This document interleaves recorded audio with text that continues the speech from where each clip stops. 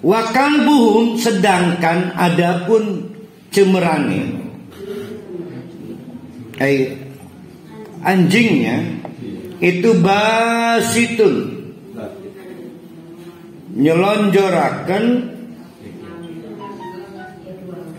menjulurkan dzira aihi,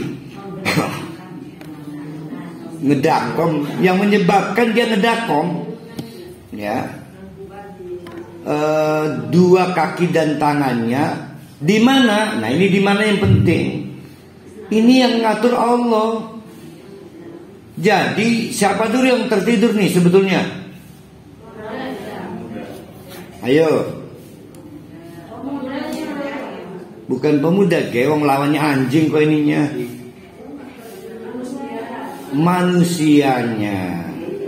Kan lawannya anjing. Kalau pemuda lawannya tua. Manusianya dulu tidur, kemungkinan anjingnya masih di dalam gua itu.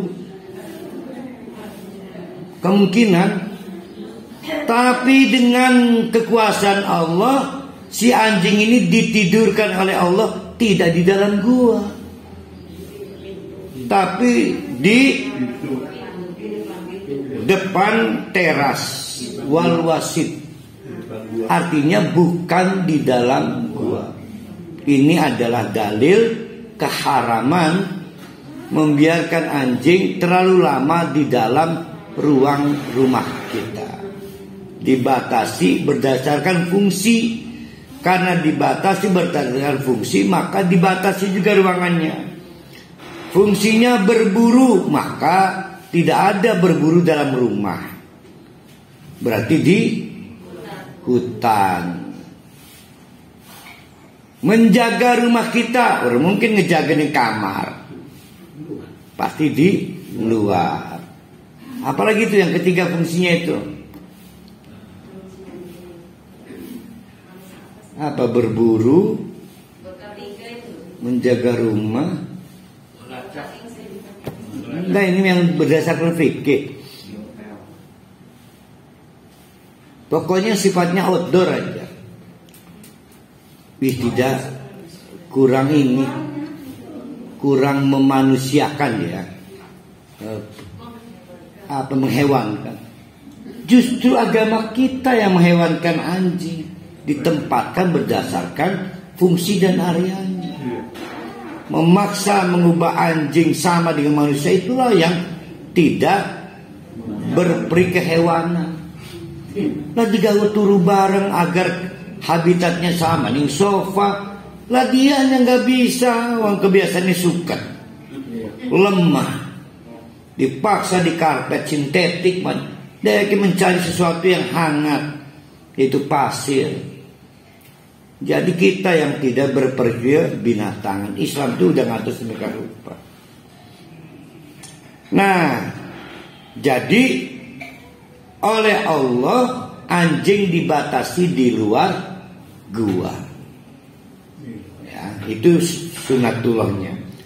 Lawit tolong tak Muhammad, kembali ke Muhammad nih, lamun tak di tahun itu kamu hadir, kamu adalah bagian dari yang kepergok. Pemandangan satu matane melotot, badannya usir kanan kiri. Lawan laita pati melayu kebicir-bicir. Firaron wala muli tak minhum romban, karena ketakutan. Saking ketakutannya melayunya kedupruk-dupruk kayak ngimimpikan. Berarti Nabi Muhammad gak wedi ya. Jadi manusiawi, ada orang takut pada sesuatu yang tidak lazim. Misal biasanya ngedelang buneng gue jilbab, waget tiba-tiba lak rambutnya buayu, wajar. Karena lazimnya para haling lihat bunengnya tiendang gue jilbab, gale mesin di dalam dulu buneng maniken boneka kena kelambikan, lahirlah kelambu. Nah itu wajar, Nabi Muhammad juga begitu, ya. Bukan dipocong, bukan, wajar. Wajar kalau sesuatu tidak dapat rasionalkan. Ada suami yang tiba-tiba lari dari istrinya. Lari, wajar beden.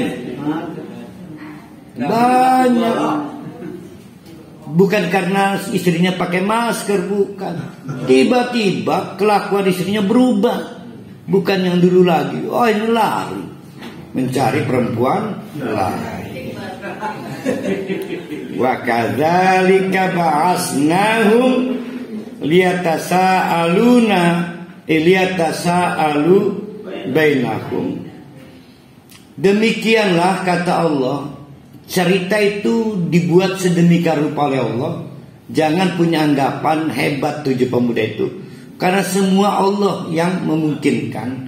Di antaranya adalah pada saat dibangunkan tahun ke-300 plus 9. Itu oleh Allah dimulai dramanya dengan kesibukan mempertanyakan pirang suwe kini turune kini, ya. Itu Allah yang mendesain. Qala qailun, salah seorang dari 7 pemuda itu akhirnya bertanya, bro, kam labistum? Pirang suwe kini, berapa lama ya keturunan? Karena dia tidak melihat sesuatu yang ganjil, seperti jenggot memutih, memanjang, berkeriput, ada tulang belulang. Tidak merasa ada sesuatu yang wow, sehingga jawabannya sedih nih kayaknya, karena laki sing berubah. Kalau saja seperti cerita Israeliat, kan ada cerita Israeliatnya nih. Kayak inget nggak itu Wismillah itu?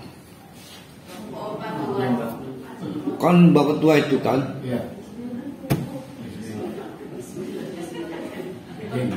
pasti berpikir kayaknya 60 tahun ini, karena dianggap sudah menua. Ini menggadang. Maka ketika si salah satu bertanya, pirang jam bikin turun, karena merasa kayak ngeliat. Nah sekarang paruh hari turu warung jam, ini kan pegel. Suwe ya. Lamun turu 309 tahun. Hah? Lamun turu nonggoni kiamat ning alam barzah.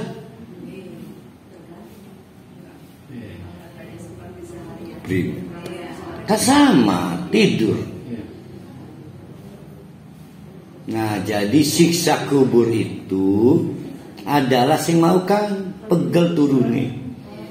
Nah, pemuda ini menikmati surga di alam barzah itu, sehingga turu baik kayak seklet, pak turu keras. Nah, itu maksudnya itu ya. Jadi ngeliap lawan turu. Senajan misalnya kiamatnya tahun 3000 misalnya, berarti para wali mati paling 20 tahun maning umpamanya ya. Berarti kan di alam barzah para ahli 1000 tahun. Tapi kalau ahli surga yang ngeliat. Tapi kalau bukan ahli surga, banyak rintangnya turu. Pegel turu, orang ngandel para ahli. Anu sing karena orang dikerunya ini Allah orang ubah-ubah, sing ngebapang sampai gesek kan ini kan. Kadang-kadang dibantu, kan wis jumpu kan dibantu. Berarti kini anu kan kayak kobong kan ya.